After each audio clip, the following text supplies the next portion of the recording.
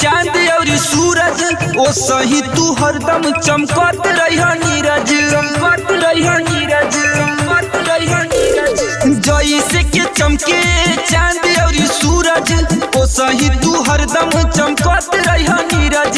खोह में वाका के काटेगा तू खोह में वाका के काटेगा तू हम सब बोलेंगे हैप्पी बर्थडे टू यू, हम सब बोलेंगे हैप्पी बर्थडे टू यू, हम सब बोलेंगे happy birthday to you. DJ Amit Tiwari अपहर, हम सब बोलेंगे बोलेंगे हैप्पी बर्थडे टू यू, हम सब बोलेंगे हैप्पी बर्थडे टू यू।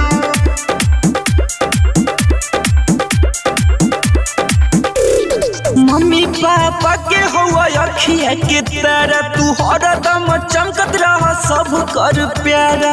सारा हो के तोहार हम पे सितम आवे नहीं जिंदगी में कौनो तोहरा गम, तोहरा गम। मम्मी पापा के हुआ अखिया के तारा तू हरदम चमकत रहा सब कर प्यारा। सारा हो के तोहार हम पे सितम आवे नहीं जिंदगी में कौनो तोहरा गम। बिनती मैं रब से करूं करूं, बिनती मैं रब से करूं करूं, हम सब बोलेंगे हैप्पी बर्थडे टू यू, हम सब बोलेंगे हैप्पी बर्थडे टू यू, हम सब बोलेंगे happy birthday to you. DJ Amit Tiwari अपहर,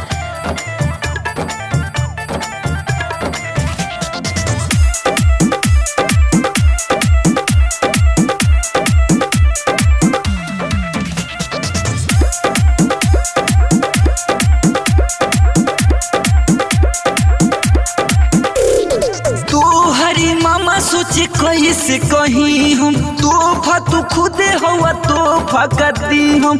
हर साल आवत रहे है दिन विश करतानी हैप्पी बर्थडे वाला दिन, बर्थडे वाला दिन। तो हरी मामा सोचे कैसे कहीं हम तोहफा तू खुदे हुआ तोहफा कर दी हम।